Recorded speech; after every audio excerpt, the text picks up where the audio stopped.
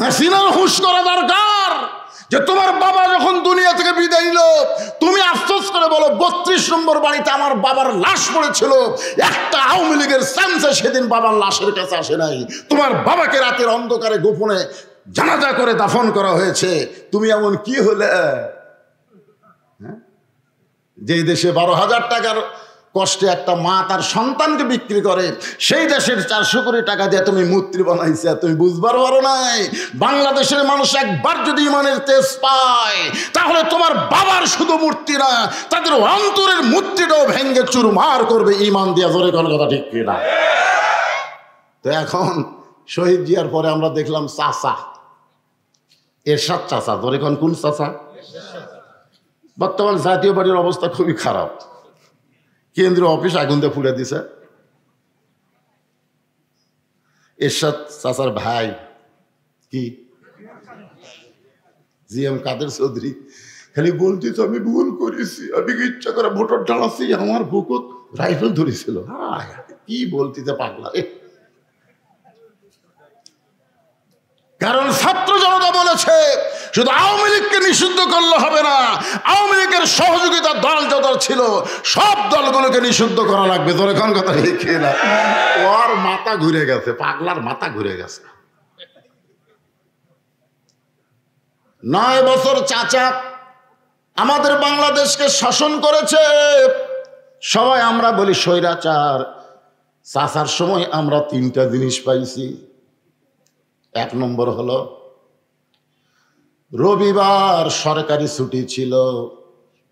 রবিবার হলো হিন্দু খ্রিস্টানদের বড়দিন, রবিবার হলো খ্রিস্টানদের পবিত্র দিন। সেই পবিত্র দিনে ছুটি ছিল, কারণ বাংলাদেশ একসময় ইংরেজদের অধীনে ছিল। এখন ঠিক কিনা? তারপরে বাংলাদেশ আবার পাকিস্তানের অধীনে চলে গেল, তারপরেও বাংলাদেশ স্বাধীন হলো। কিন্তু ওই খ্রিস্টানকে রবিবার আর বাদ কেউ দিবার পারে না।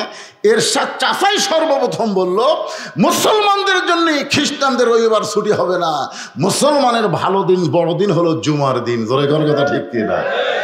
জুমার দিন হলো গরিবদের আনন্দের দিন, ঈদের দিন। তাই তিনি শুক্রবারকে সরকারি ছুটি ঘোষণা করলেন। আমেরিকা বলল এরশাদ সাহেব আমাদের রবিবারকে বাদ দিয়ে যদি মুসলমানের শুক্রবার দিন ছুটি ঘোষণা করেন, আমাদের সাহায্য আমরা বন্ধ করে দেব।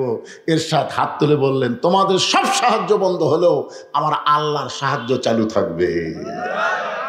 আপনারা বলেন স্বৈরাচারী হোক আর যাই হোক, এরশাদ চাচার 9 বছর সময়ে আমরা তো মজা মারছি ভাই। মজা মারেননি? সব জিনিসের দাম কম, মসজিদের কোনো কারেন্ট বিল দেওয়া লাগেনি, মাদ্রাসার কোনো কারেন্ট বিল এরশাদ চাচা নেয়নি। কামটা কি ভালো করছে না খারাপ করছে? কথা কন। 2 নম্বর হলো রাষ্ট্র ধর্ম ইসলাম ঘোষণা করেছে, ইসলামকে রাষ্ট্র ধর্ম ঘোষণা করেছে। এরশাদ চাচার 9 বছর পর আমরা আবার দেখলাম ভাবির শাসন। ভাবি বোঝেন না? বগুড়া জেলার ভাবির শাসন দেখলাম, তারপর আবার দেখলাম বেটির শাসন, তারপরে ভাবির শাসন, তারপরে ভোট পাক বা না পাক বেটি শাসন করছে। এ পর্যন্ত 54 বছর আমাদের দেখা শেষ।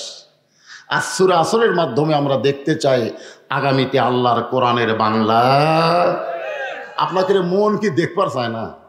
খালি ওয়াজ শুনবার মন চায়। আমাদের ইমানের মধ্যে এতদিন 2টা ছিল, আল্লাহ হাসিনা, আল্লাহ হাসিনা। তা আল্লাহ তো দেখা যায় না, হাসিনার লোকজন দেখা যায়। আল্লাহর ফেরেশতা দেখা যায়? এটা হাসিনার ফেরেশতা। ওই যে আপনাকে বড়াইগ্রাম থানা সব শালারাই হলো হাসিনার ফেরেশতা। ওই হাসিনার ফেরেশতারাই তো আমাকে এখানে অনুমতি দেয়নি। কথা ঠিক না? ফেরেশতারা হাসিনার ফেরেশতা। হাসিনার একজন নবী আছে, তার নাম হলো কাউয়া কাদের। ধরে কোন নাম কি? ওরে শালা রে।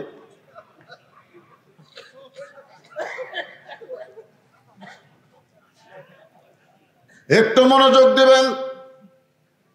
যে নিজে সাহস করে বলেছে আমার দেশ আমার বাপের দেশ, আমার দেশ আমার বাপের দেশ, আমার দেশ, তার মানে কি বুঝতেছেন?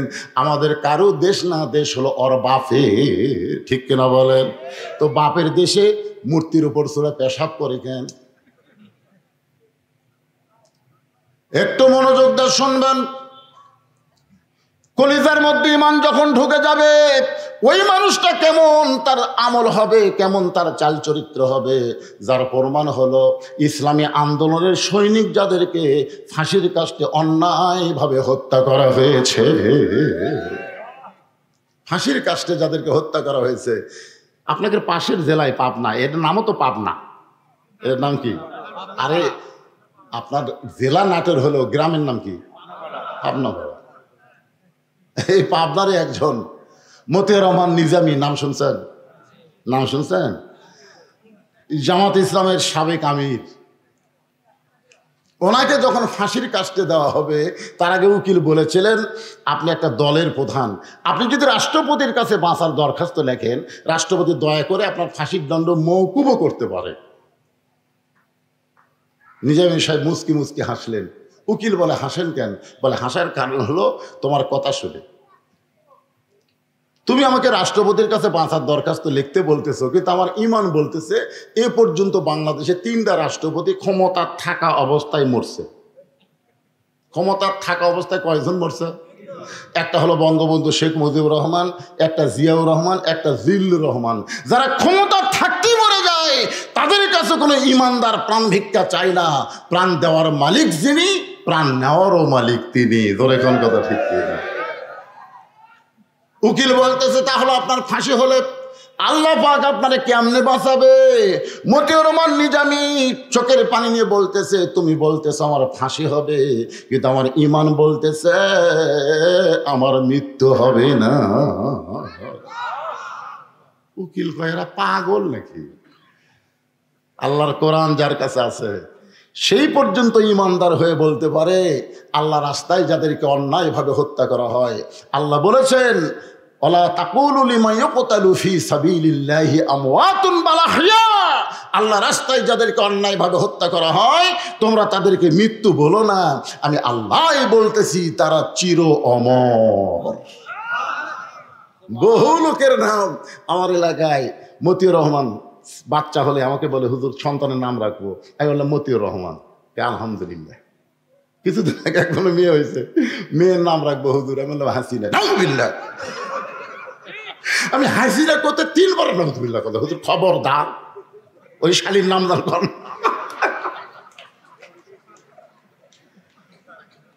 মুজাহিদের নাম রাখতে চায়, নিজামীর নাম রাখতে চায়, আল্লামা সাইদি হুজুরের নামে নাম রাখতে চাই।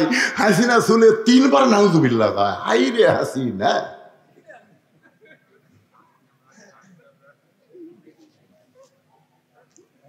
তার মানে বোঝা গেল মরে নাই, এখন পর্যন্ত মানুষের অন্তর দখল করে আছে চির অমর হয়ে।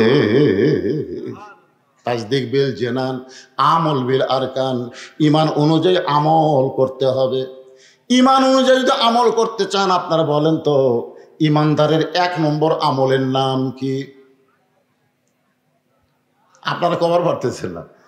ঈমানদারের বহু আমল আছে, আছে না নাই? কিন্তু 1 নম্বর আমলের নাম কি? আরো জোরে, জোরসে বলেন। জোর হলো না? এখানে সহি কথা, আসল কথা, লা সালাতা লা ঈমানা। তুমি যতই হজ করো, যাকাত দাও, এটা সেটা বহু কিছু করো, কাম হবে না যদি নামাজ না থাকে। যার নামাজ নাই তার ঈমান নাই।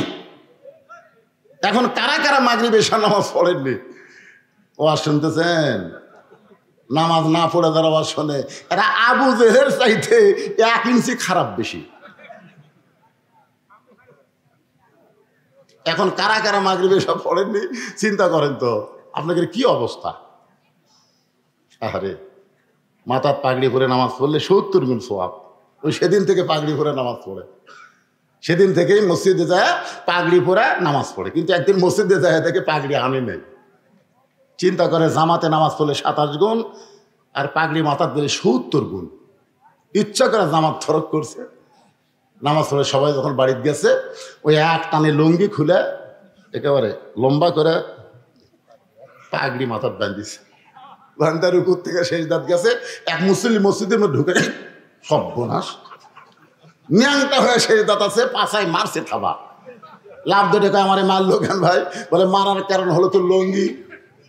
বল তোমার চোখ নাই, লুঙ্গি আমার মাথায়। আরে পাগল, পরের লুঙ্গি মাথায় কেন? বলে সওয়াবের আশায়। পাগড়ি ভরে নামাজ পড়লে 70 গুণ সওয়াব হয়, তুমি জানো না? আরে পাগলা, লুঙ্গি থাকলে তো পাগড়ির দাম আছে, তো লুঙ্গি নেই। লুঙ্গি পরা হলো ফরজ, পাগড়ি পরা হলো সুন্নাত। আজকে মাগরিবের শান নামাজ হলো ফরজ, আর ওয়াজ শোনা হলো সুন্নাত কিংবা নফল, তার বেশি হতে পারে না। জোরে কোন কথা ঠিক কি না? তাহলে এশার নামাজ বাদ দিয়া যারা ওয়াজ শুনতেছে, তারা লুঙ্গি খুলিয়া মাথায় পাগড়ি পরিছে। সবাই আমার সঙ্গে একটু বলেন, এশার নামাজ বাদ দিয়া যারা, এশার নামাজ বাদ দিয়া যারা ওয়াজ শুনতেছে, তারা লুঙ্গি খুলিয়া মাথায় পাগড়ি পরেছে। কিন্তু এই মুহূর্তে যদি তওবা করে, হুজুর বুঝি নাই, বুঝতে পারি নাই, যার কারণে নামাজের গুরুত্ব কমিয়ে দিয়েছি হুজুর, এই মুহূর্ত থেকে নিয়ত করলাম ফজর থেকে বাকি জীবনে একটা নামাজও বাদ দিব না। আল্লাহ বলে, বান্দারে তোর নিয়ত করার সঙ্গে সঙ্গে যত নামাজ না পড়ার পাপ হয়েছে আমি আল্লাহ সব মাফ করে দিলাম। তাহলে নিয়ত কি করা যায়?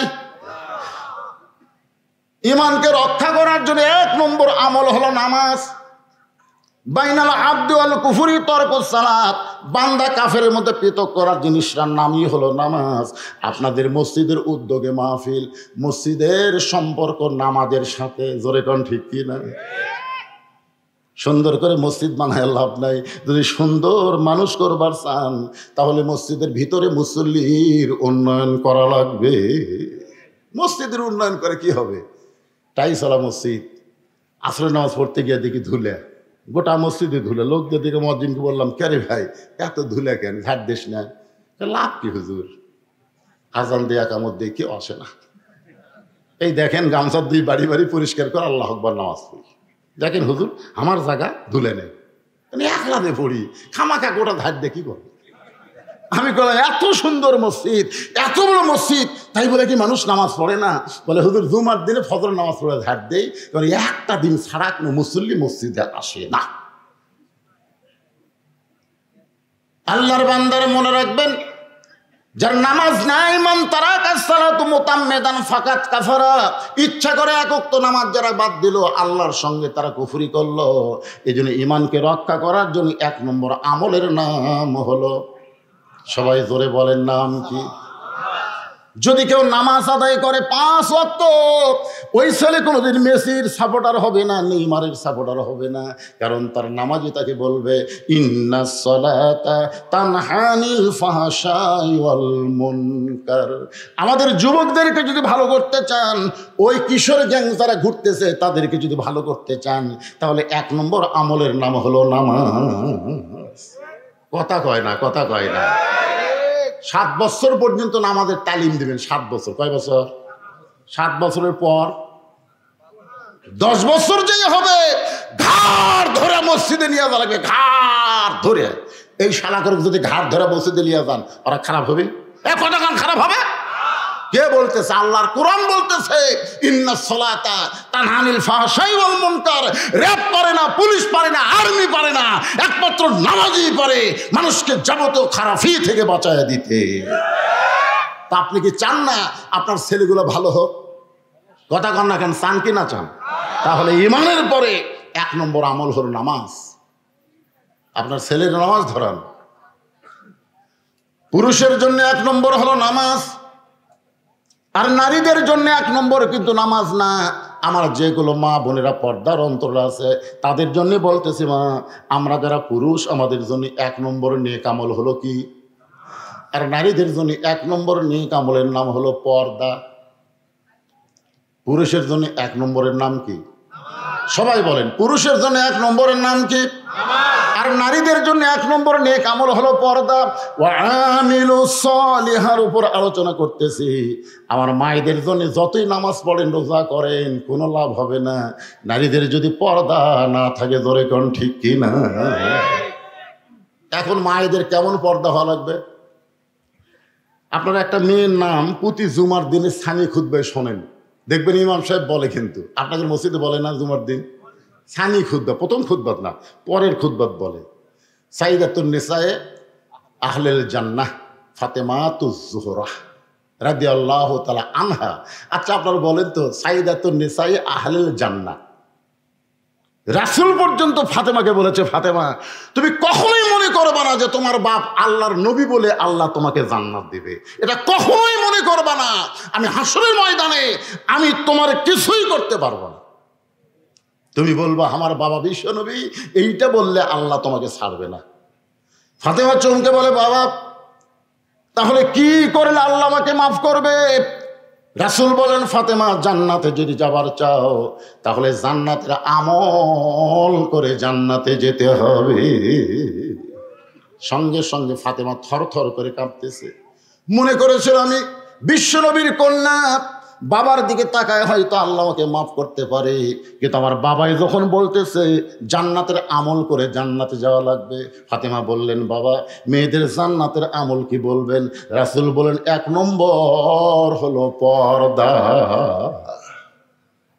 আমার মায়েরা যারা পর্দার অন্তরে শোনেন, মা ফাতেমা কেমন পর্দা নিশি ছিলেন তাহলে বুঝতে পারবেন। কতগুলো মেয়ে মানুষ ফাতেমার দরজার সামনে দাঁড়িয়ে আছে। ফাতেমা যে বাড়ি আমি নিজের চোখে দেখাইছি মদিনায়, মা ফাতেমার বাড়ি, সুবহানাল্লাহ বলেন।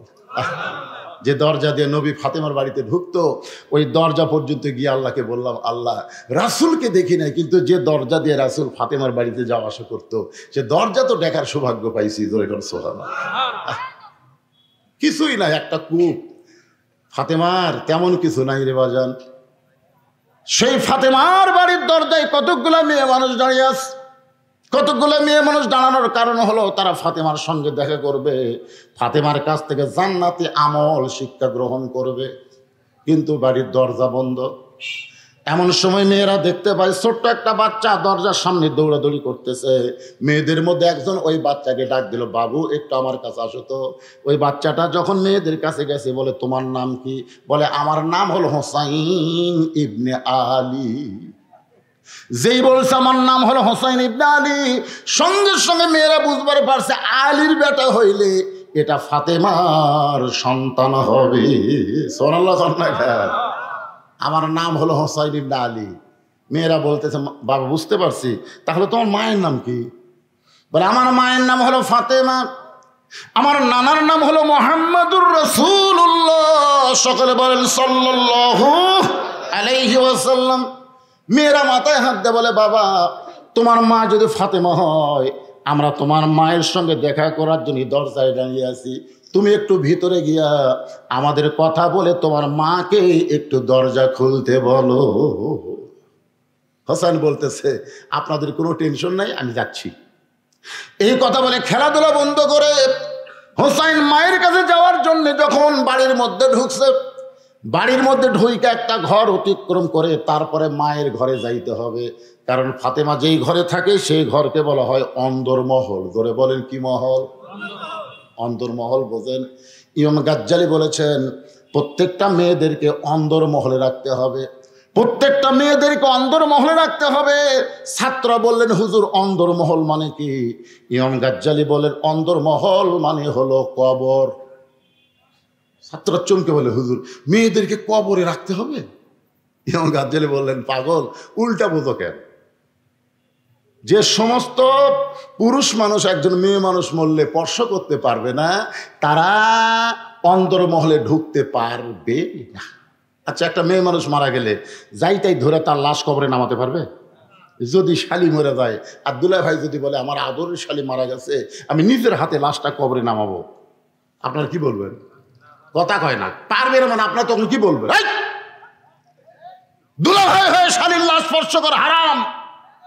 যেই কইছে দুলা ভাই হয়ে শালির লাশ স্পর্শ করা হারাম, দুলা ভাই সাইডে মুচকি মুচকি হাসতেছে। একজন বলে, হাসিস কেন? বলে হাসার কারণ হল বাঁচিয়া থাকতে কত ধরছি, আমি না ধরলে আমার শালি আমার হাত ধরছে। দুলা ভাই 500 টাকা না দিলে হাত ছাড়বো না, 500 টাকা না দিলে হাত ছাড়বো না। যে শালি আমার হাতের থেকে জোর করে টেক্কা খসে লেগে গেছে আর সেই শালি মরছে, আর হাত দেওয়াই হারাম। বাংলাদেশ হারাম কখন হয়? বাঁচলে হয় না মরলে হয়। সবাই বলতেছে এটা এমন একটা ইসলামী দেশ যেই দেশে বাঁচতে হারাম না হলেও মরলে হারাম হয়। আপনারা বলেন তো, মরার পরে হারাম করে লাভ আছে? মরার পরে 5 কাপড় দিয়ে লাভ হবে? মরার পরে খাটনি ঢাকে কোনো লাভ হবে না। জীবিত অবস্থায় যদি পর্দা না করে, জোরে কোন কথা ঠিক?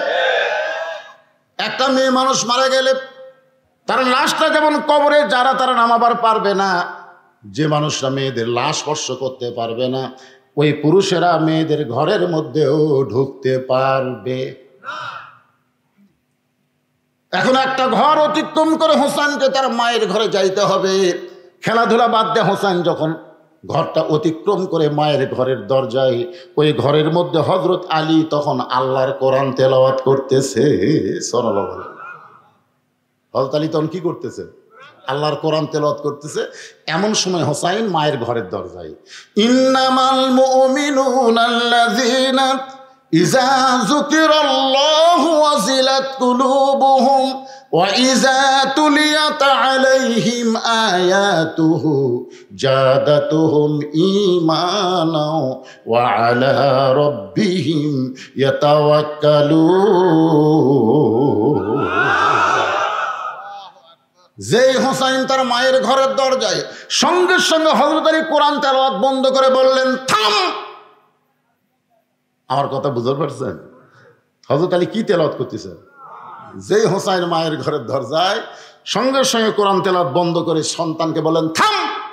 তার মানে বোঝা গেল, আপনি যতই ইবাদত করেন, আপনার সন্তানেরা কি করতেছে আপনাকে খেয়াল করার দরকার আছে না নাই? দরকার আছে না? সবচাইতে উত্তম ইবাদত কি? আফজালু জিকির তেলাওয়াতুল কোরআন। সবচাইতে বড় জিকির হলো কোরআন তেলাওয়াত করা। সেই জিকির কোরআন তেলাওয়াত বন্ধ করে বলতে, থাম। কেরে বাহিরে খেলাধুলা করতেছিলি, সে খেলাধুলা বাদ দিয়া মায়ের ঘরের দরজা কেন? খেলাধুলা কর যা।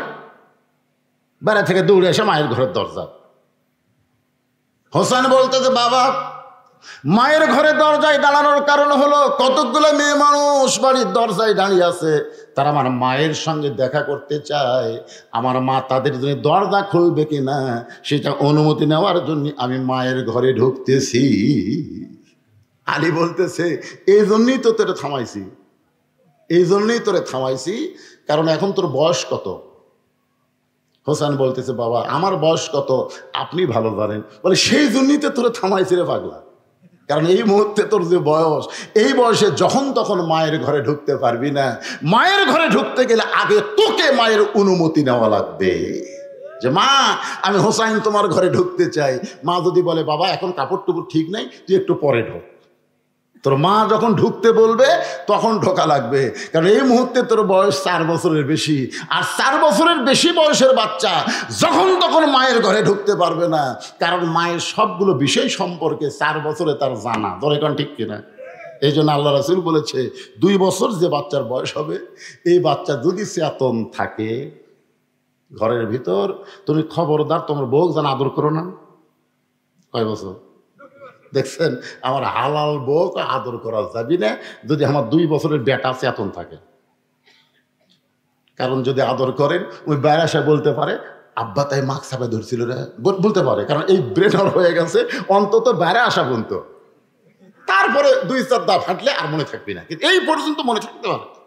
সতর্ক, এরই নাম হলো ইসলাম। ধরে কোন সুবহানাল্লাহ। নিজের জন্ম দেওয়া ছেলে 2 বছর বাচ্চার সামনে হালাল বউকে আদর করা যায় না, এরই নাম হলো ইসলাম। আর আমাদের বাংলাদেশের 14ই ফেব্রুয়ারির নামে ভ্যালেন্টাইন ডে, বেশ্যা দিবস পালন হচ্ছে। ধরে কোন ঠিক না? আগামীতে এই বাংলাদেশে আর 14ই ফেব্রুয়ারি পালন করা যাবে। আপনাকে লালপুরে তো একটা বেশ্যাখানা বানাতেন। কি বানাচ্ছেন? Green valley. শালা আমাদের এলাকার ছেলে মেয়ে সব এখানে আসে, জোড়া জোড়া। এগুলো একটাও থাকবে না। জোরে কোন ঠিক কিনা? যদি আপনারা করতে চান, পর্দার ভিতর দিয়ে করা লাগবে। মেয়েরা মেয়েদের দিকে যাবে, ছেলেরা ছেলের দিকে যাবে, ছেলে মেয়ে একসঙ্গে চলবে। দেখছেন, নিজের 2 বছর বাচ্চার সামনে নিজের হালাল বউকে আদর করার সুযোগ ইসলাম দেয় নাই।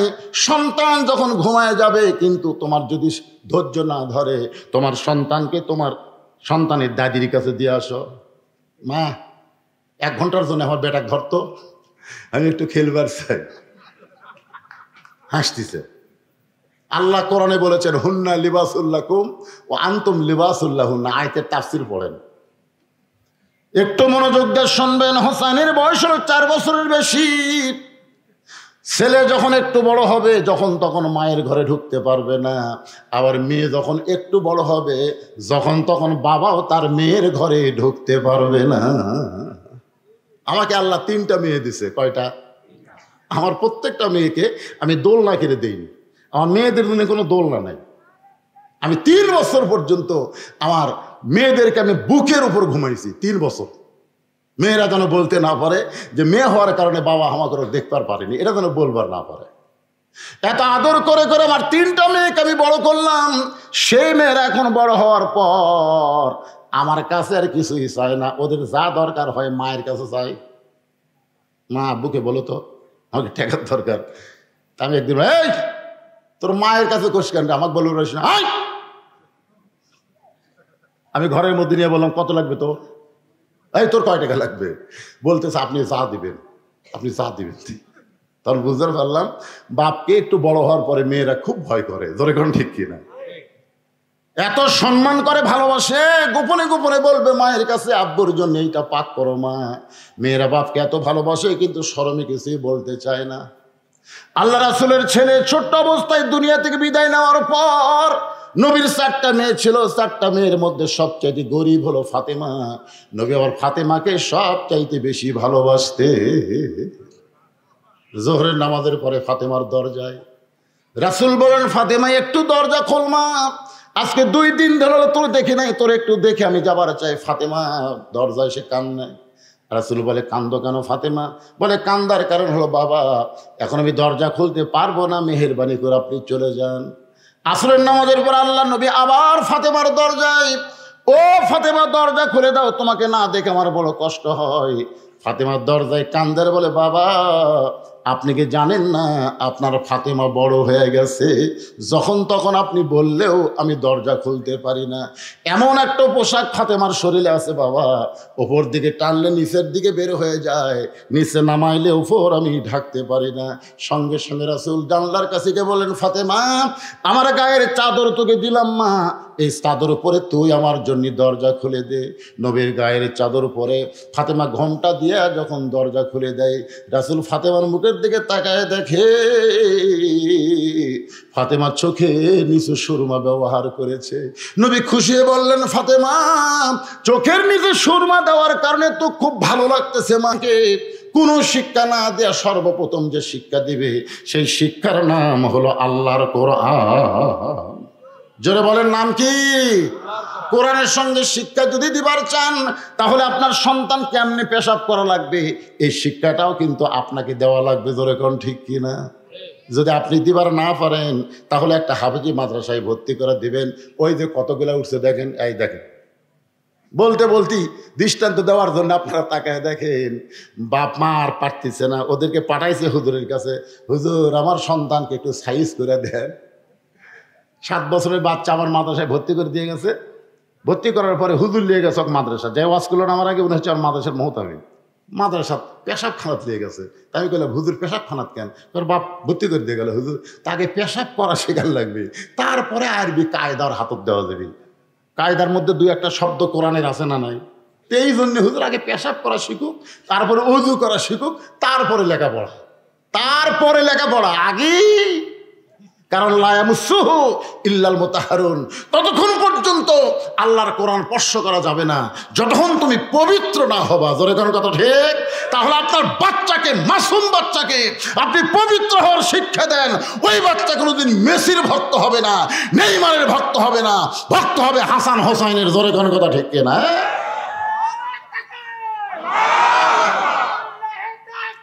আল্লাহু আকবার।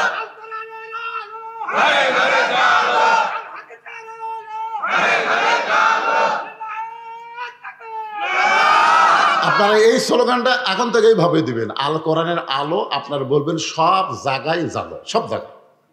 অনেকে সংসদের নাম শুনলাম একটু ইটিস পিটিস করে, এই বক্তা কি ওয়াজ করে গেল না জামাতের ক্যানভাস করলো রে? সংসদের কথা বললি রে, এই তো জামাতের ক্যানভাস আর রে।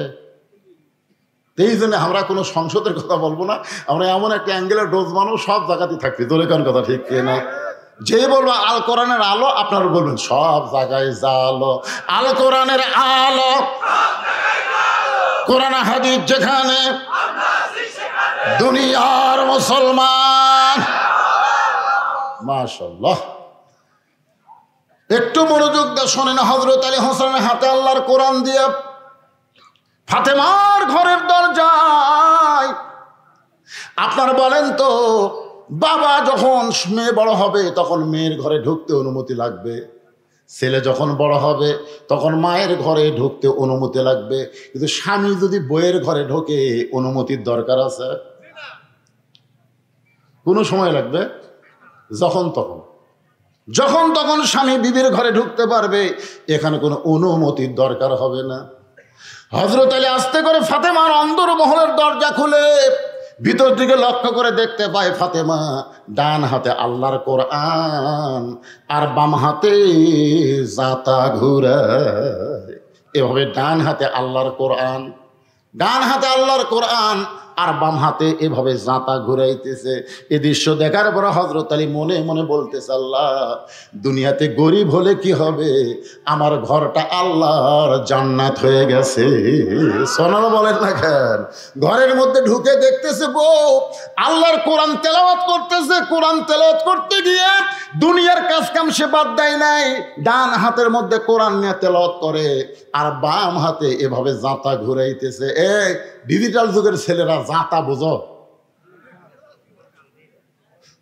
এটা আপনারা বোঝেন না? ও আপনারা বোঝেন, এই এখনকার ছেলেরা তো বুঝবি না। কি কষ্ট করে আগেকার মানুষেরা জীবন যাপন করেছে, এখনকার ছেলেরা তো এগুলো চিন্তাই করতে পারবে না। আপনাকে রে এখান থেকে বনপাড়া যাইতে অটো ভ্যান লাগে, ভ্যান লাগে। আগেকার এই গ্রামের পাবনা পাড়ার লোকেরা ভ্যান খুঁজিছে, কোন দিকে তাকাইনি রে। এ ভ্যান আছে, এ ভুটভুটি আছে, একদিকেও তাকাইনি। আল্লাহর উপর তাওয়াক্কুল করে পায়ে হাঁটা ঘাটালিছে। তোর এখন কথা ঠিক কিনা? একটারও ব্যারাম বেদি নেই, সব খালি সেই রকম। আর এখনকে সব কুমড়া হচ্ছে, কুমড়ে হাঁটতে পারে না, মাজা গেছে। জাঁতা মানে জব আটা পিছনের যে যন্ত্র, নিচে এক পাথর ওপর এক পাথর, সেই পাথর একটা ছিদ্র, ছিদ্রের মুখে লাঠি দেয়া সেইটা ঘুরাইতে হয়। ফাতেমা জাঁতা ঘুরাইতেছে আর আল্লাহর কোরআন তেলাওয়াত করতেছে। সঙ্গে সঙ্গে হযরত আলীর জবান ফসকে বের হয়ে গেছে। রব্বানা পড়েন, রব্বানা আতিনা ফিদ দুনিয়া হাসানাতাও ওয়া ফিল আখিরাতি হাসানা ওয়া কিনা আযাবান্নার। যেই জবান ফসকে কোরআনের আয়াতটা বের হয়ে যায়, সঙ্গে সঙ্গে ফাতেমা জাতা ঘোরান বন্ধ, কোরআন তেলাওয়াত বন্ধ করে স্বামীর সামনে সালাম দিয়া দাঁড়ায়। ধরে কোন সুবহানাল্লাহ। আল্লাহ রাসূল বলেছে, এই দুনিয়ার বিবিরাই, স্বামী যখন তোমাদের কাছে যাবে দুনিয়ার সমস্ত কাজ কাম তোমাদের হারাম হয়ে যাবে, একটা কামই তোমাদের হালাল, সেইটা হলো সালাম দিয়ে স্বামীর সামনে দাঁড়ায়া যাও। একজনও সুবহানাল্লাহ কয় না, মানে একজনের বউ এরকম না। সুবহানাল্লাহ আজকে কবি কি, আপনি যখন বাহির থেকে বাড়িতে যাবেন, বউ যে কামের মধ্যেই থাক সব কাম বাদ দেওয়া লাগবে। খালি একটা কাম, যদি ফরজ নামাজ পড়ে, যদি ফরজ নামাজের নিয়ত করে, তখন স্বামী বাড়িতে যাওয়ার সঙ্গে সঙ্গে বউ নামাজ ছাড়তে পারবে না। কিন্তু নফল নামাজ যদি নিয়ত করে, নফল নামাজ বাদ দিয়ে থুয়ে স্বামীর সামনে দাঁড়াতে হবে। রাসূল বলেছেন, আল্লাহর পরে কাউকে যদি সেজদা দেওয়ার হুকুম থাকতো, প্রত্যেকটা বিবিকে বলতাম তোমার স্বামীর পায়ে সেজদা করো। এই হাদিস দ্বারা বোঝা যায় আল্লাহর পরেই মেয়ে মানুষের কাছে সবচাইতে যিনি দামি, ওই ব্যক্তি হলো তার মহান স্বামী। জোরে কোন ঠিক কথা কন না কেন? আপনাকে বিরুদ্ধে আওয়াজ হচ্ছে না পক্ষে হচ্ছে? এটা হ্যাঁ হুঁ ধরে দিবে। মেয়ে মানুষের কাছে শাসন দেখেছেন, শোষণ দেখেননি। সারা জীবন বাংলাদেশে নারী নির্যাতনের কেস হলো, কিন্তু পুরুষ নির্যাতনের কোনো কেস নেই। আপনারা বলেন তো, হাসিনা নারী হয়ে পুরুষ নির্যাতন কম করছে না বেশি করছে? কতক্ষণ কম করছে? হাসিনার স্বামী ওই যে ডক্টর ওয়াজের সাহেব, আর একটা ডাক্তার কি কিছুদিন আগে মারা গেল, জাফরুল ইসলাম। জাফরুল ইসলামের কাছে যায় বলছে, ভাই আমাকে একটা চাকরি দাও। জাফরুল ইসলাম হাসি আর কয়, তোমার বউ হলো প্রধানমন্ত্রী আর তুমি চাকরি খুঁজিচ্ছ? এত কান্দা কান্দিছে ভাই। জাফরুল কয়, আর কান্দা দেখে আমি অস্থির হয়ে গেলাম। প্রধানমন্ত্রীর স্বামীও তুমি কাঁদতেছো কে? বলে বলা যাবে না, বললি যেন যে মেয়া তার স্বামী শান্তি দিবার পারে নাই, সেই মেয়া কোনোদিন বাংলাদেশের মানুষকে শান্তি দিবার পারে না। ধরে কোন কথা ঠিক? যাই তার ঘরে শান্তি দেয় নাই, সে পরের লোকের কি করে শান্তি দিবি? স্বাধীনতার সময় ওর বাবা ছিল পাকিস্তানের লুকে, মানে গ্রেফতারের নামে লুকে, আর ও আর আসলো ভারত। আর যেই দেশ স্বাধীন হচ্ছে শহীদ জিয়ার ঘোষণায়, তখন আশা কয় আমি জাতির পিতা, তুই জাতির পিতা। মুসলমানদের জাতির পিতা একজন, তিনি হলেন মিল্লাতা আবিকুম ইব্রাহিম হুয়া সাম্মাকুমুল মুসলিমিন। এখন চিন্তা করেন, যে ঘরে শান্তি দিবার পারে না, সে দুনিয়ার মানুষকে কেমনে শান্তি দিবে? বাজান গো, নারী নির্যাতনের কোনো আইন বাংলাদেশে নাই, অথচ প্রত্যেকটা বাড়িতেই কিন্তু নারীরাই পুরুষকে নির্যাতন করতেছে। ঠিক না বলে? স্বামী এসে নামাজ পড়ে দেয়, বউ বলতেছে কেগো রাতের খাবার দাও, বউ বলতেছে ইন্নাল্লাহা মাস সাবিরিন, ধৈর্যশীলদের সঙ্গে আল্লাহ থাকে। এত খাই খাই করো কেন? এখনই নামাজ পড়ে আসলে এখনই খাওয়া লাগবে কেন? আমি স্টার জলসা দেখতেছি, তুই বোঝো না? যাও ঘরে, যা 8 ঘন্টা আরাম করো। স্বামী 8 ঘন্টা আরাম করতেছে, 8 ঘন্টা পরে খিদে লাগছে তো বলে বিবি গো এখন খাবার দাও। বলে স্টার জলসা থেকে জি বাংলা পার হলেন, এখন খাবার দেওয়া যাবে না, আর 8 ঘন্টা ধৈর্য ধরো। প্রত্যেকটা বাড়িতে এরকম পুরুষ নির্যাতন আছে না নাই? জোরে গান আছে না নাই? আমার মা বোনদের জন্য বলতেছে, আমি একটু খেয়াল করেন, যেই মাত্র হযরত আলী কোরআন তেলাওয়াত করেছে, সঙ্গে সঙ্গে ফাতেমা জাতা ঘুরান বাদ দিয়া, কোরআন তেলাওয়াত বাদ দিয়া দৌড়ে এসে স্বামীর সামনে সালাম দেয়, আসসালামু আলাইকুম স্বামী গো, আপনি কেমন আছেন? কপালে একটা চুমা দিয়ে বলে, আপনি তো কোরআন তেলাওয়াত করতেছেন। আপনি কোরআন তেলাওয়াত বাদ দিয়া, কোরআন তেলাওয়াত বাদ দিয়া হঠাৎ বিবির ঘরে ঢুকছেন, হঠাৎ বিবির ঘরে ঢুকছেন।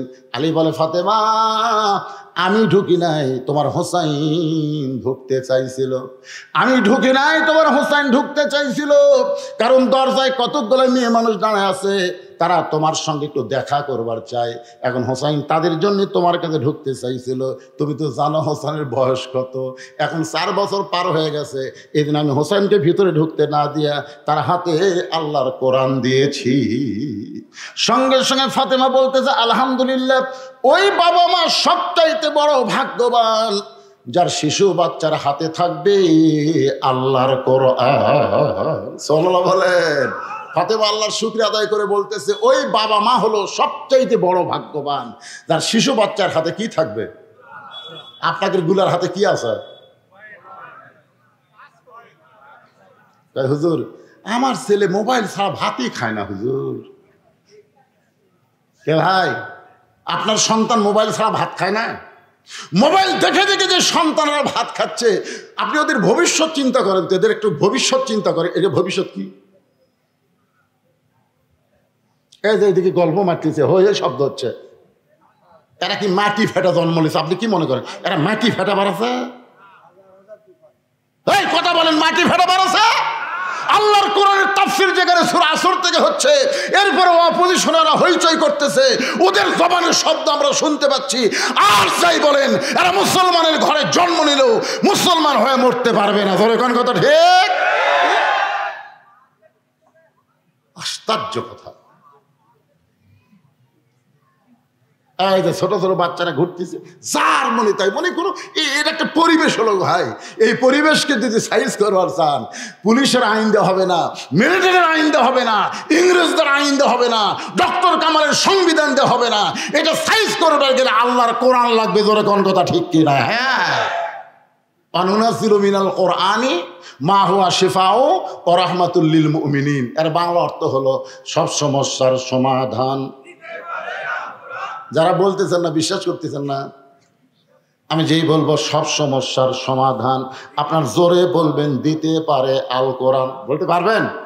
বিরক্ত হচ্ছেন? সব সমস্যার সমাধান আলী বলতেছেন, ফাতেমা হোসেনের হাতে আল্লাহর কোরআন দিয়া আমি তোমার কাছে ঢুকছি, দরজায় নাকি কতকগুলা মেয়ে মানুষ দাঁড়িয়ে আছে, তারা তোমার সঙ্গে একটু দেখা করবার চায়। তুমি পর্দা নিশি তোমার কাছে দেখা করে তারা হয়তো আমলের ব্যাপারে কিছু শিখতে চায়। ও ফাতেমা, আমি কি মেয়েদের জন্য দরজা খোলার ব্যবস্থা করব? তুমি কি এই ব্যাপারে হুকুম দাও। ফাতেমা বলে, স্বামী গো, আমার কোনো আপত্তি নাই। মেয়েরা যদি আমার সঙ্গে দেখা করবার চায় তাহলে আপনাকে পর্দার ব্যবস্থা করা লাগবে। যেই বলেছে যদি দেখা করবার চায় তাহলে পর্দার ব্যবস্থা করা লাগবে। আলী মুস্কি মুস্কি হাসের বলে, ফাতেমা, মেয়েরা মেয়ের সঙ্গে দেখা করবে, এখানে কোনো পর্দার ব্যবস্থা লাগবে না। ফাতেমা বলতেছে, আপনি পুরুষ মানুষ, বুঝবেন না, পর্দা সম্পর্কে আপনার চাইতে আমার বেশি আছে ধারণা। আলী কয়, আমি মরদ মানুষ, বুঝবো না? পর্দা সম্পর্কে আপনার চাইতে আমার বেশি আছে ধারণা। রাসূল বলেছে, আনা মাদিনাতুল ইলম ও আলী বাবুহা, আমি হচ্ছে ইলমের শহর, ওই শহরের দরজা হলো হযরত আলী। আল্লাহ রাসূল বলেছেন, আমার আলীর মতন জ্ঞান কিয়ামত পর্যন্ত কোনো মানুষের মাথায় আসবে না। ধরে কন্যা সুবহানাল্লাহ। বিশাল জ্ঞানী ছিলেন হযরত আলী। রাসূল বলেছেন, আমার 4 জন সাহাবী 1 নম্বর, নরমে 1 নম্বর আবু বকর, গরমে 1 নম্বর ওমর, সম্পদে 1 নম্বর ওসমান, আর জ্ঞানী 1 নম্বর আলী। ধরে কন্যা সুবহানাল্লাহ। এত জ্ঞানী ছিলেন হযরত আলী। আর সেই জ্ঞানীর সামনে আমরা না হয় মূর্খ, আমাদের বউটো এখন অনেক কিছু শিখছে, কিন্তু আলী কি মূর্খ? কথা কেন, আলী কি মূর্খ? বলতেছে পর্দা বিষয়ে আপনার চাইতে আমার জ্ঞান বেশি। আলী বলতেছেন, ফাতেমা, পর্দা বিষয়ে আমার চাইতে তুমি কে বেশি জানো? আমি একটু তোমার কাছে জানতে চাই। ফাতেমা বললেন, স্বামী গো, যে মেয়েরা দরজায় দাঁড়িয়ে আছে আপনি কি তাদের চিনেন? যেই বলছে আপনি কি তাদের চিনেন, সঙ্গে সঙ্গে হযরত আলী চুপ করছে। মারাত্মক মারিফতের কথা। যে মেয়েরা আমার সঙ্গে দেখা করবার চাই দরজায় দাঁড়িয়ে আছে, আপনি কি তাদের চিনেন? আলী বলতেছেন, ফাতেমা, এই দুনিয়াতে একজন নারীকেই চিনি, যে হলো আমার হাসান হোসেনের মা। যদি আলী বলতো আমি চিনি। একদিন আমার বউরে কইলাম, আমার চাচাতো ভাই বউটা ভালোই পাচ্ছে। যেই বলছি বউটা ভালোই পাইছে, খুব সুন্দরী। আমার বউ কয়, আপনি কবে থেকে লুচ্চা হলেন? আমি বললাম, লুচ্চা মানে? তা আপনি একজন আলেম হয়ে একজনের বউ দেখেন, আপনার লজ্জা করে না? আমি এরপর থেকে কোনো মেয়েকে যদি দেখি আর বইয়ের কাছে কোনোদিন কই না, কারণ কলি ধরা খাওয়া লাগবে। ধরে কোন ঠিক, আমি কান ধরে তওবা করছি না, আর দেখবই না, আর দেখবই না। যদিও দেখি বইয়ের কাছে আর বলা যাবি না। আলী বলতেছেন, ফাতেমা, এই দুনিয়ার একজন মেয়েকে শুধু আমি চিনি, সে হল আমার হাসান আর হোসেনের মা। ফাতেমা বলে, স্বামী গো, যে মেয়েরা দরজায় দাঁড়িয়ে আছে সমস্ত মেয়েরাই পর্দানিশী, কিন্তু একটা যদি বেপর্দা হয়, যে মেয়েরা আমার সঙ্গে দেখা করবে সবাই পর্দানিশী, কিন্তু একজন যদি বেপর্দা হয়, বেপর্দা নারী যারা শয়তানের যানবাহন তারা। সবাই আমার সঙ্গে বলবেন, বেপর্দা নারী যারা শয়তানের যানবাহন তারা। বেপর্দা নারীর মধ্যে দিয়ে শয়তান আমাদের সমাজের মধ্যে ঢুকে যায়, আপনার বাড়ির মধ্যে ঢোকে, আপনার পরিবারের মধ্যে ঢোকে। পুরুষের মাধ্যমে শয়তান ঢোকে না, শয়তান ঢোকে নারীর মাধ্যমে। জোরে কোন কথা ঠিক? কারণ জান্নাতের মধ্যে আদম আলাইহিস সালামের কাছে শয়তান আসতে পারে নাই, শয়তান এসে হাওয়ার কাছে। জোরে কথা কন না কেন? হাওয়া বেপর্দা আছে। বেপর্দা কি? ওলা তাকরাবা হাযিস শাজারা ফাতাকুনা মিনাজ জালিমিন। ওই গাছের কাছে যায়ও না, গাছের দিকে তাকায়ও না, গাছের দিকে তাকালে পর্দার খেলাপ হবে। যেই বলছে গাছের দিকে তাকায় না, তখন থেকে হাওয়া শুরু করছে, গাছের কি মাল আছে রে? তাকায় দেখে স্বামী আদম একটু দূরে গেছে, ওই সুযোগে হাওয়া আস্তে আস্তে গাছের কাছে গেছে। গাছের কাছে যেই গেছে তখন ইবলিস শয়তান মতো তাও মারছে, যাক এই মদদের জন্য আমি পারিনি, আজকে আদমক সাইজ কর মদ দিয়ে রে। আসলে আদমকে শয়তানের বাপেরও ক্ষমতা নেই কিছু করতে পারে, হাওয়ার মাধ্যমে আদমকে সাইজ করছে। ধরে কথা কর না কেন? হ্যাঁ, আজকে পৃথিবীর কোন পুরুষকে শয়তান ধ্বংস করতে পারবে না যদি তার বিবিরা পর্দার মধ্যে থাকে। আর বউ যদি বেপর্দা হয়ে যায়, এজন্য আমার সঙ্গে সকলে একটু বলবেন, বেপর্দা নারী যারা শয়তানের যানবাহন তারা। ফাতেমা বলে, স্বামী গো, যে মেয়েরা দরজায় দাঁড়িয়ে আছে তাদের মধ্যে একটা যদি বেপর্দা নারী থাকে, আর ওই বেপর্দা নারী এই পর্দা নিশির ভিতরে বসে যদি আমার চেহারা দেখে, যদি বাহিরে গিয়ে কোনো পরপুরুষের কাছে বলে, কারণ বেপর্দা নারীর কাছে পরপুরুষ কোনো ফ্যাক্টর। ওই মেয়েটা যদি বাহিরে যায় বলে, আমি গেছিলাম গো ওই পর্দা নিশিকের সাথে ফাতেমার দেখতে, ফাতেমার চোখের গুরু এইরকম, ফাতেমার বুকের চেহারা এইরকম, ফাতেমার কান এইরকম, আমি ফাতেমা সারা জীবন পর্দার মধ্যে থাকলাম, কিন্তু একটা বেপর্দা নারীর কারণে আমি বাহিরে পরপুরুষের কাছে পরিচিত হলাম। এইটা আমি কখনোই হব না। মেয়েদের সঙ্গে দেখা করতে হলো ফাতেমাকে পর্দার ভিতরে দেখা দিতে হবে। সুবহানাল্লাহ বলে। ওগো স্বামী, আমি ফাতেমা আমার বাবার কথা অনুযায়ী পুরুষের 1 নম্বর হলো নামাজ, আর নারীদের 1 নম্বর হলো পর্দা। আমার বাবা যেদিন থেকে বলেছে সেদিন থেকে আমি ফাতেমা পর্দাকে এমনভাবে গ্রহণ করেছি। আসলে ফাতেমা গভীর রাত্রে পর্দার মধ্যেই দুনিয়া থেকে কিন্তু বিদায় নিছে। তোর কোন কথা ঠিক কি না? হযরত আলী গভীর রাত্রে ফাতেমাকে দাফন করেছে। দাফন করার পরে আল্লাহর কাছে কাঁদতেছে, আল্লাহ আমার ফাতেমা সারা জীবন পর্দার মধ্যে থাকলো, পর্দার মধ্যে তাকে দাফন করলাম, তার পর্দাটা তুমি তোমার দরবারে কবুল করে নাও। এ দোয়া করার পরে হযরত আলী তাকায় দেখে কয়েকটা পুরাতন কবর দেখা যায়। এইমাত্র ফাতেমার কবর, সেই নতুন কবর নাই, গোটা জান্নাতুল বাকি দৌড়ায় বলে ফাতেমার কবর, ফাতেমার কবর। কে যেন দূর থেকে বলে, আলী রে, আমার ফাতেমা পর্দা নিশি, আমি আল্লাহ জোহরা ডিগ্রি দিয়া ফাতেমার কবরটাকে কিয়ামত পর্যন্ত পর্দা করে দিয়েছি। আজকে আমার মায়েদের জন্য বললাম, মা জান্নাতে যদি যাবার চান সবচাইতে ভালো আমল হলো পর্দা। পর্দাটা ঠিক রাখা, তারপরে নামাজ পড়েন, রোজা করেন, যা ইচ্ছা করেন, কিন্তু পর্দা ঠিক থাকা লাগবে। জোরে কোন কথা ঠিক কিনা? আর মরদ মানুষকে আমি বলবো, যা করেন করেন, সুদ খাবেন না, ঘুষ খাবেন না, চুরি করবেন করেন, 1 নম্বর নামাজ ঠিক থাকা লাগবে। জোরে কথা কর না, কথা কর না কেন? নামাজ ধরার পরে যদি ঘুষ খান, খান খান, পারবেন না ভাই। কারণ আল্লাহর কোরআন কি মিথ্যা? একমাত্র নামাজই পারে।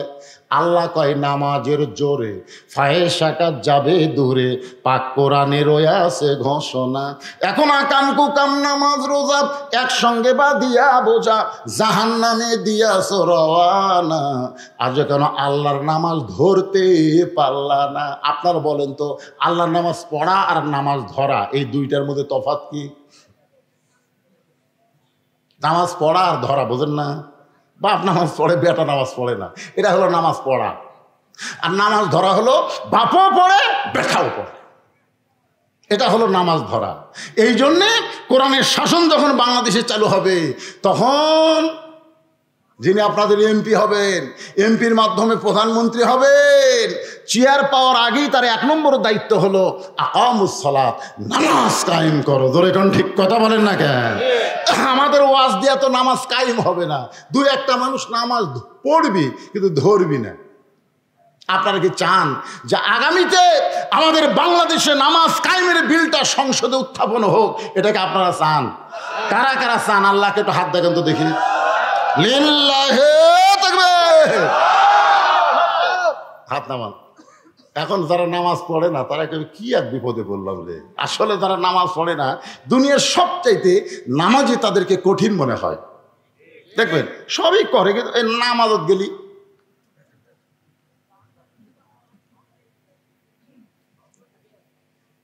কি কয় বাজান?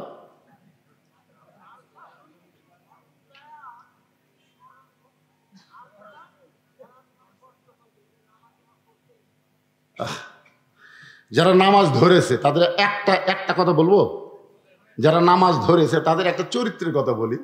সে যদি ইচ্ছা করে কোনোদিন এশার নামাজ বাদ দেয়, ঘুমাবার যায়, যতই ঘুমের ট্যাবলেট খাক ওর ঘুম ধরবে না যতক্ষণ নামাজ আদায় না করবে। ধরে কোন কথা ঠিক কিনা?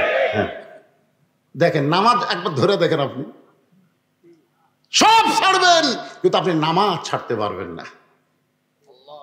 নামাজ ছাড়া আপনাকে শান্তি লাগবে না। এই জন্যে ও আমলুস সালেহার মধ্যে আজকে 2টা আমলের কথা বললাম। পুরুষের জন্য 1 নম্বর হলো নামাজ, আর নারীদের জন্য 1 নম্বর হলো পর্দা। সূরা আসরের 3 নম্বর বিষয় হলো অতাওয়াসাউ বিল হক। অতাওয়াসাউ বিল হক। আচ্ছা, আপনারা এই যে ওটা বসা যে ছেলে ফেলে উঠতেছে, কিছু কর না কেন? কি শেষ করে দেব? আমার কথা কি শুনতে আপনাদের অসুবিধা হচ্ছে? মাইকের সাউন্ড কি কানে ঢুকতেছে? তো তাহলে আপনারা এরকম ব্যাসাইজ মাঝে মধ্যে হন কেন? সূরা আসরের বিষয় কয়টা? জোরে বলেন কয়টা? 1 নম্বর হলো ঈমান, 2 নম্বর আমিলুস সলিহাত, নেক আমলের মধ্যে পুরুষের 1 নম্বর নামাজ, নারীদের 1 নম্বর পর্দা। এই 2টা সম্পর্কে আলোচনা করে 3 নম্বর বিষয় হলো ওয়াতাওয়াসাউ বিল হক। বাংলাদেশে একটা আলেম ছিল, মস্ত বড় শাইখুল হাদিস, নাম হলো আজিজুল হক। যেরকম নাম কি? ওনার এক ছেলে নাম হলো মামুনুল হক। আপনারা বলেন তো, এই 2 হক 2 জনই জেলখানা ঢুকছিল কি অপরাধে? কথা কয় না রে, বাংলাদেশের লোক কথা কয় না রে। এই মামুনুল হকের বাপ আজিজুল হককেও কিন্তু হাসিনা সরকার জেলের মধ্যে ঢুকেছিল। জোরে করে কথা ঠিক কিনা? ওযু করার পানি পর্যন্ত দেয়নি। শাইখুল হাদিস, যিনি বুখারী শরীফ বাংলা অনুবাদ করেছেন, সেই শাইখুল হাদিসকে জেলের মধ্যে ঢুকাইছিল এই হাসিনা সরকার। ওযুর পানি দেয়নি, তার ছেলেকেও জেলখানায় ঢুকালো। আপনারা বলেন তো কি অপরাধে? অনেকেই হয়তো আপনাকে তেলতালারা বলবে, তেলতালা বোঝেন না? সারা তেলতালারা, আমার এলাকার তেলতালারা গরিবের ছেলে যদি লেখাপড়া করে, যতই পড়ুক ম্যাট্রিক পাস করবি না, আগেই কয়ে দেয়। ম্যাট্রিক যখন পাস করে, ম্যাট্রিক পাস করলে কি হবে রে? আয়ত ফেল করবি। আয়ে যখন পাস করে, আয়ে পাস করলে লাভ আছে, বিয়ে পাস করবার পারবি না। বিয়ে যখন পাস করে তেলতালা কয় যতই পাস করুক চাকরি নাই। পরে যখন চাকরি পায় কয় যতই চাকরি পাক থাকবি না। যখন বহুদিন চাকরি থাকে তখন তেলতালা কি কয়? যতই চাকরি করুক আমার সাথে পারবি না। মানে তেলতালা খালি উপরে থাকবার চাই, নিচে বলবার চাই না। জোরে কোন কথা ঠিক না? সমাজের মধ্যে এরকম তেলতালা আছে না নাই? তেলতালা, এই শালা তেলতালারা এখন 4টা দল হয়ে গেছে। 1 নম্বর হলো তারা গুজব লীগ। জোরে কোন কি লীগ? 2 নম্বর হলো তারা আফসোস, আগেই ভালো আছিল, আগেই ভালো আছিল, মেরে খাওয়া হচ্ছিল, আফসোস করতেছে না, তার নাম হলো কি লীগ? আফসোস লীগ। আর একটা আছে হতাশা লীগ। জোরে বলেন কি লীগ? আর পোলা আছে আওয়ামী লীগ।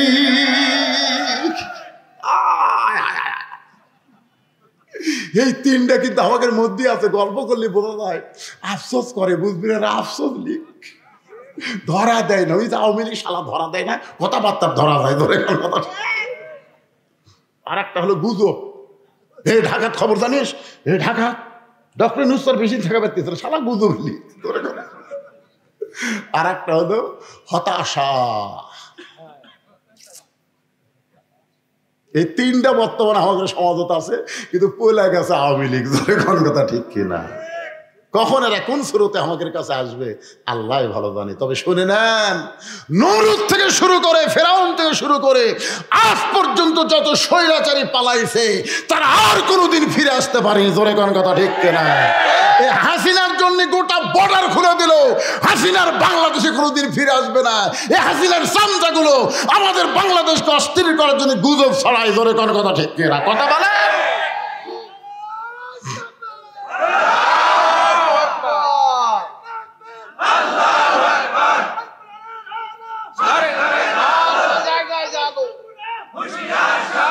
আল কোরআনের আলো,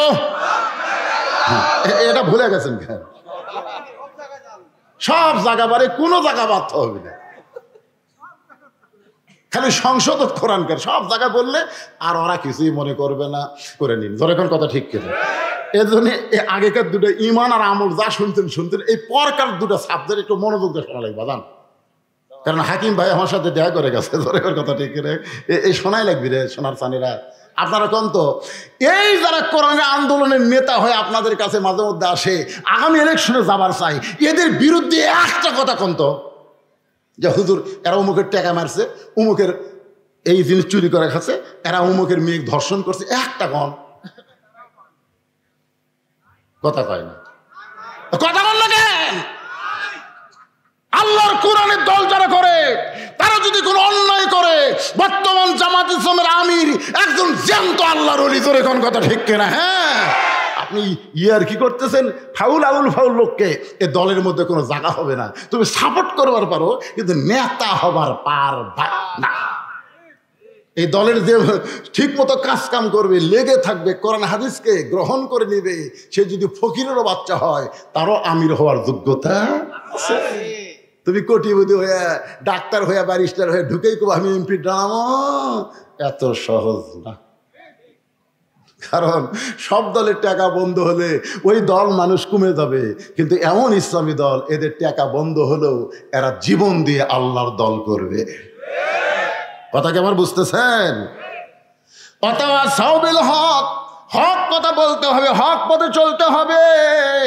হকের পথে চলতে গিয়ে নানা রকম বিপদ আপদ মুসিবত আসতে পারে। আল্লাহ কোরআনে বলেছেন, ওয়ালা নাবলুওয়ান্নাকুম বিশাইয়্যিম মিনাল খাউফি ওয়াল জুই ওয়া নাকসিম মিনাল আমওয়ালি ওয়াল আনফুসি ওয়াস সামারাতি ওয়া বাশশিরিস সাবিরিন। ওয়াতাওয়াসাউ বিস সবর, সূরা আসরের 4 নম্বর বিষয়। আচ্ছা, এই মসজিদের জন্য কি আপনি গামছা দিছিলেন? গামছা আদায় হচ্ছে? আমার জন্য মনে হয় ওটা বাকি আছে। তো ভাইজান, এই সূরা আসরের 2টা পয়েন্ট একসাথে বলার পরই আমি আপনাদের কিনা মনোজাত করব, কারণ ঘড়ি আমার কাছে আছে, বুঝতেছেন না? ঘড়ির কাটা আমি দেখতেছি। আপনারা এই মসজিদের উন্নয়ন কল্পে আপনাদের কাছে গামছা যাবে, ব্যাগ যাবে, আপনার যে যা পারবেন, কম হোক বেশি হোক আপনারা দিবেন। দান বাক্স যখন আপনাদের সামনে দিয়ে যায়, মসজিদে দেয় না? আপনাকে এলাকার মসজিদে দান বাক্স আছে না নাই? অনেক লোক কিন্তু দেখবেন যে দান বাক্স কাছের দিকে আসতেছে, ওই তখন পকেটের হিসাব করতেছে। 500 টাকার একটা লোট আছে, 200 টাকার একটা লোট আছে, 100 টাকার একটা লোট আছে, 10 টাকা নাই, 10 টাকা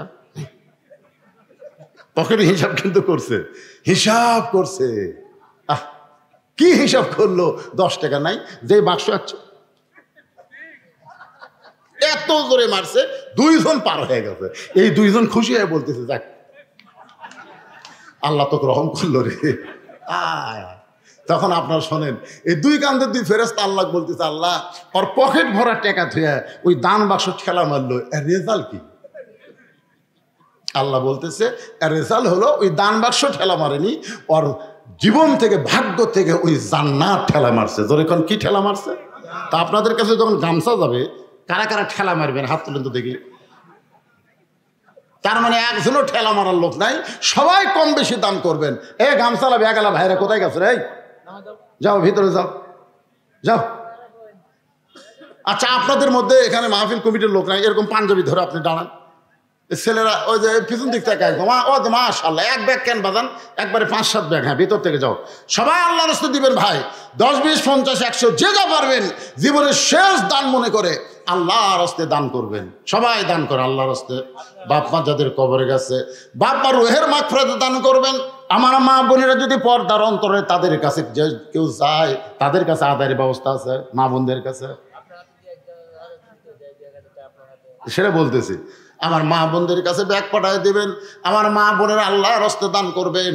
আমার ছোট ভাই বলতেছে, হুজুর আপনার কাছে এমন ব্যক্তি কেউ যদি থাকে যে ব্যাগের মধ্যে না আপনার হাতে আল্লাহর ঘরে 1500 টাকা দিবার চাই, এইরকম কোন আল্লাহর পাগল যদি থাকেন এই মাহফিলে, বাপ মা কবরে গেছে, বাপ মা রুহের মাগফিরাতে 500-1000 টাকা দান করবেন, তাহলে আমি হাত বাড়ায় দিলাম।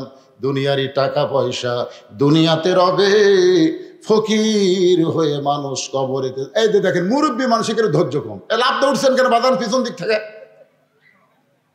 সবচাইতে বড় সত্য হলো, খুব মনোযোগ দিয়ে শুনবেন, 2টা বিষয়কে সমন্বয় করে আমি আপনাদের সামনে সূরা আসরের 4টা বিষয় সমাপ্ত করব ভাই। এই জন্য সামান্য টাকা পয়সার দিকে খেয়াল করে আপনি মাহফিল থেকে যেন উঠতে না পারেন, শয়তান যেন তুলবার না পারে।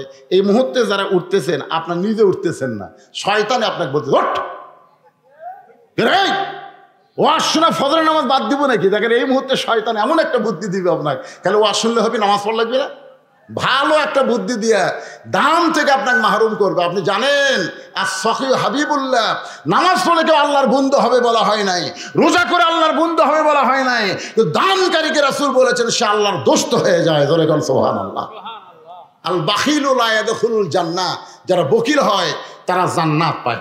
এই জন্য বকিল না হয়ে সখী আল্লাহর দানকারী বান্দা হওয়ার জন্যে যে যা পারবেন দান করবেন। 2 মিনিটের মধ্যে আদায় কমপ্লিট করে ইনশাল্লাহ আমি আবার বাকি আলোচনার দিকে চলে আসব। একটু জিকির করেন লা ইলাহা ইল্লাল্লাহ, লা ইলাহা ইল্লাল্লাহ, লা ইলাহা ইল্লাল্লাহ, লা ইলাহা, লা ইলাহা ইল্লাল্লাহ মুহাম্মাদুর রাসূলুল্লাহ। মাশাআল্লাহ, আল্লাহ তোমার একজন পাগল, 1000 টাকা আমি গুনাহগার হাতে তোমার ঘরের জন্য করছে দান। আল্লাহ দানকে কবুল করে জান্নাত ঘরের মালিক বানান। জোরে কোন আমিন, জোরে বলে আল্লাহুম্মা আমিন। আচ্ছা, আপনাদেরকে একটা কথা বলি, আপনারা দেখেন তো, একটু খেয়াল করে শুনবেন। আচ্ছা, যে মেয়ের কোনোদিনও বাচ্চা হয়নি, বিয়ে হওয়ার পর বাচ্চা ফেরত আইছে, নতুন বাচ্চা হবে, আপনার বলেন তো ওই মেয়ে কি প্রসব বেদনা বোঝে? বোঝে? কিন্তু বাচ্চা ফেরত আসছে। আমরা তো সারা জীবন গান গাইতেছি, কি বলবো প্রসবের কথা। কামাল মাস্টার আল্লাহ তোমার পাগল, তোমার ঘরের জন্য 1000 টাকা দান করেছে আল্লাহ। কামাল মাস্টারের দানকে আল্লাহ আপনি কবুল করেন। জোরে কোন আমিন। আচ্ছা, মসজিদ কমিটির সভাপতি নাই ইকরাম, তোমার একজন পাগল, আল্লাহ তোমার ঘরে 500 টাকা দান করেছে, আল্লাহ কবুল করেন। আল্লাহুম্মা আমিন। এই মসজিদ কমিটির সভাপতিকে রে? যুব সমাজ, সমাজ যুব সমাজ কুটি গেল রে? কোন সাইডে? আপনি সভাপতি দিচ্ছেন? আপনি ওই হুজুরের কাছে দিচ্ছেন? আচ্ছা, 10,000 টাকা সহসভাপতি আব্দুর রহমান। কি নাম? আব্দুর রহমান। ও উনি, হাতটা দেন তো। লিল্লাহু আকবার। মসজিদের সহসভাপতি 10,000 টাকা ধরে বলেন মারহাবা। আল্লাহ রে, এই দানগুলো এখনো করেনি। আমি তো মনে করছিলাম একটানা ওয়াজ দিয়ে শেষ করে দেবো, খালি ঘড়ি দেখতেছি আর ওয়াজ টানতেছি। কে রে, আর কেউ আছে এরকম? আর কেউ আছে? 10,000 পাটি কে ভাই? আপনি দিছেন? এগুলো সব দেওয়া শেষ। সোনার বাংলাদেশ, আমার সোনার ময়না পাখি কোন দেশেতে ওইরা গেলা রে, দিয়া মোরে ফাঁকি রে আমার সোনার ময়না পাখি। যুব সমাজের জন্য আমার ওয়াজ হলো বাজান, পুরুষের 1 নম্বর নেক আমল কি? ভুলে গেলে হবে না রে, ভুলে গেলে হবে না। এত দিক দিয়ে আজকে আমি আপনাদের বুঝালাম, তারপরেও যদি কথা বলতে দেরি করেন, কি পড়বেন না? ফজর নামাজ থেকে শুরু করবেন না? এই যুব সমাজ যারা কষ্ট করে মাহফিল আয়োজন করতেছে, আমি যুবকদের জন্য বলি বাজান, এই যুবন বয়সে নামাজ পড়লে বুড়া হলে আর পারবা না। সামি আল্লাহ হলিমান হামিদা করি, ওরে বাবা রে, মানে মাজা ব্যথা হতে, মাজা ব্যথা হয়ে গেছে, আর মাজা সোজা করে পারতেছে না। এই জন্য আল্লাহ রাসূল বলেছেন, হাসরের ময়দানে আল্লাহ বলবেন, তোমার শৈশবকাল বুড়াকালের কোনো হিসাব দেওয়া লাগবে না, যৌবনকালের হিসাব দেওয়া, তোমরা জান্নাতে যাও। তাই যুব সমাজকে বলবো বাজান, এখন থেকেই তোমরা নামাজ শুরু করো।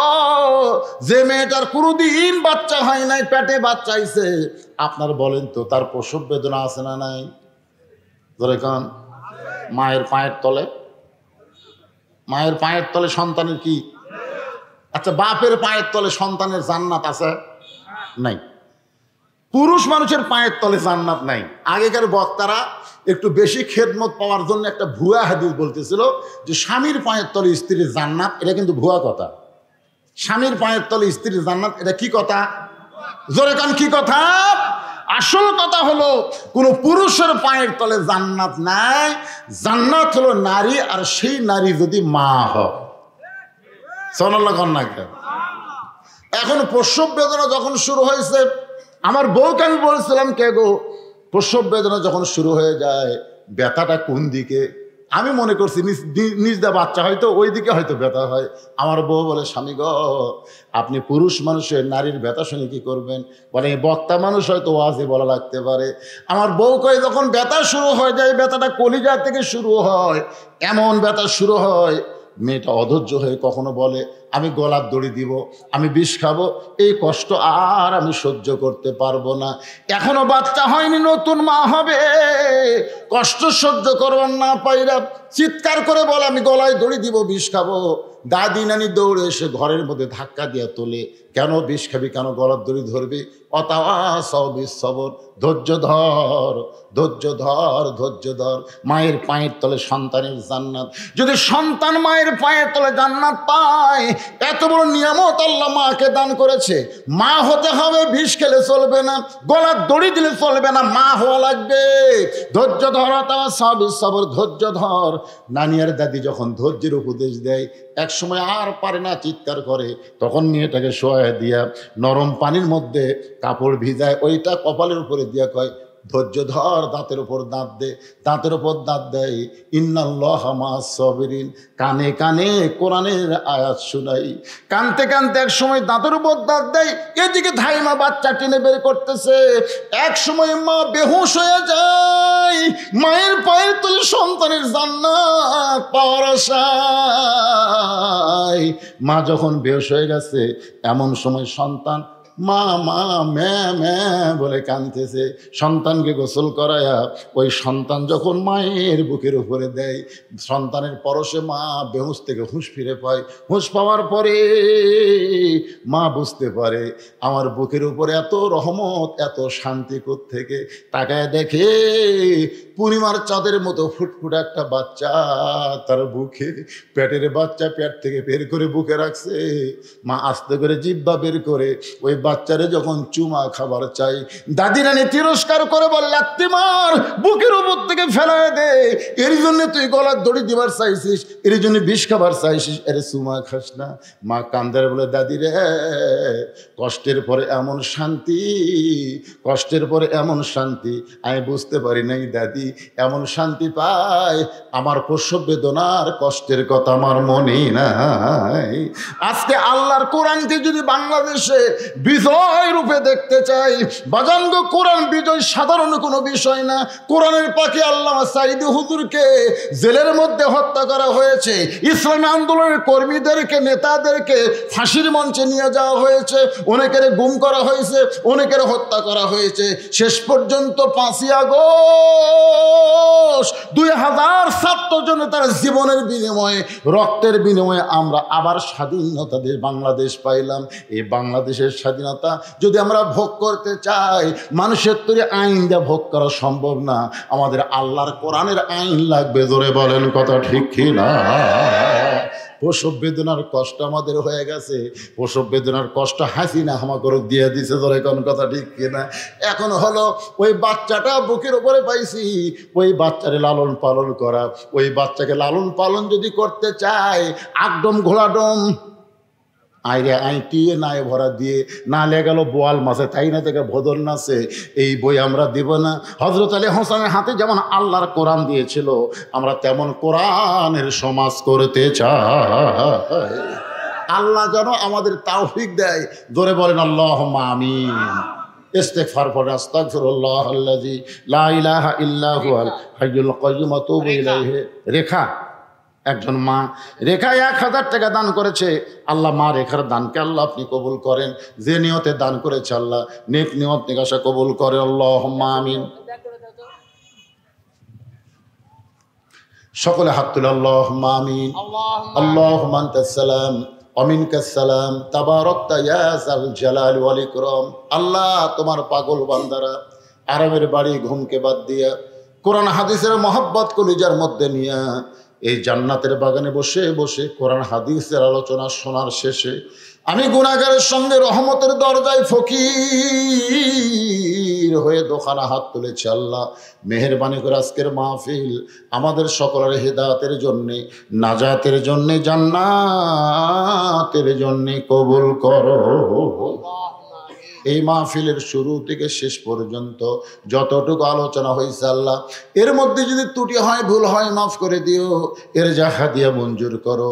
সোনার মদিনায় নবী পাকের রওজা মোবারকে আল্লাহ তুমি কবুল করো। তামাম আম্বিয়ায়ে কেরাম আসহাবী কেরাম, তাবিনী কেরাম, তাবিনী কেরাম, তামাম পৃথিবীর মাটির নিচে যত মুমিন মুমিনা আছে আল্লাহ সকলের আরওয়াফরে হাদিয়া কবুল করো। আমরা যারা হাত তুলেছি আমাদের মধ্যে জনম দুঃখনী মা যাদের কবরে চলে গেছে, ছোট্ট একটা শব্দ হলো মা, এ নামের মধ্যে কি মধু, যাদের মা নাই তারা বুঝতেছে। এই দরদের মা যাদের কবর গেছে আল্লাহ মেহেরবানি করে মায়ের কবরকে জান্নাতের টুকরা বানায় দাও। বাবার বাড়ি ঘর সহায় সম্পত্তি সবই আছে, আমাদের এতিম করে থিয়া যেই বাবা আজকে অন্ধকার কবরে চলে গেছে, মেহেরবানি করে বাবার কবরকে জান্নাতের টুকরা বানাও। আমাদের দাদা দাদি নানা নানা আত্মীয় স্বজন শ্বশুর শাশুড়ি যাদের কবরে গেছে আল্লাহ কবরবাসীদের মাফ করে দাও। আল্লাহ যেই যুব সমাজ কষ্ট করে মেহনত করে তোমার ঘরকে উন্নতি করার জন্য আজকের জান্নাতের বাগান লাগাইছে আল্লাহ, এই যুবকদেরকে আমরা খাস করে দোয়া করবো আল্লাহ তাদেরকে 5 ওয়াক্ত নামাজি কবুল করে নাও। পর্দার অন্তরে আমার যে সমস্ত মা বোনেরা শুনেছে আল্লাহ আবেদা সালিয়া পর্দানিশী ফাতেমার চরিত্র দান করে দেন আল্লাহ। আমাদের মধ্যে আমরা যারা অসুস্থ আছি আল্লাহ সুস্থতার নিয়ামত দান করো আল্লাহ। কোরআনের বাংলাদেশ হিসেবে কবুল করো আল্লাহ। আগামীতে এই বাংলাদেশে কোরআনের সমাজ চলবে, এই দৃশ্য আমাদেরকে দেখার তৌফিক দিয়ে দাও আল্লাহ। আসমানে বেলা আসমানে নাও, জমিনের বেলা জমিনে ডাবায় দাও আল্লাহ। খাস করে এই ভবানীপুর পাবনা পাড়াকে আল্লাহ তুমি কবুল করে নাও আল্লাহ। তোমার ঘরে নগদে কি শাওন আর সাইদুল কি মারা গেছে, আচ্ছা আচ্ছা, শাওন আর সাইদুল দোয়া চেয়েছে আল্লাহ, তাদের জন্য দোয়াকে কবুল করে নাও। মাবুদ যারা কষ্ট করে মেহনত করে এত সুন্দর আয়োজন করেছে তোমার মসজিদের উন্নয়ন কল্পে, নগদে বাকিতে যারা দান করেছে সকলের দানগুলোকে জান্নাতের বিনিময়ে কবুল করে নাও আল্লাহ। মায়েদের মধ্য থেকে দান করা হয়েছে, বাবাদের মধ্য থেকেও দান করেছে, যুবকেরাও দান করেছে আল্লাহ। কে কোন নিয়তে দান করেছে সকলের নেক নিয়ত নেক আশাকে আল্লাহ তুমি কবুল করে নাও। আজকের মাহফিলের সম্মানিত অতিথিদের কবুল করো। আজকের মাহফিলের সভাপতি সহসভাপতিকে আল্লাহ তুমি কবুল করো। মসজিদ কমিটির সভাপতি, সেক্রেটারি, কেশিয়ার সদস্য, ইমাম, মুয়াজ্জিন, মুসল্লি এবং খতিবকে আল্লাহ তুমি কবুল করে নাও আল্লাহ। সমস্ত আলেমান আমাদের কবুল করো। আমি গুনাহগার বলে দোয়া ফেরে দিও না আল্লাহ। এতগুলো মানুষের মধ্যে যার 2খানা পছন্দ হয় সে 2 হাতের উসিলায় গোটা মাহফিলকে কবুল করো। মৃত্যুর সময় আমাদের জবানে জারি করে দিও লা ইলাহা ইল্লাল্লাহু মুহাম্মাদুর রাসূলুল্লাহ সাল্লাল্লাহু আলাইহি সাল্লাম। আসসালামু আলাইকুম ওয়া রাহমাতুল্লাহি ওয়া বারাকাতুহু।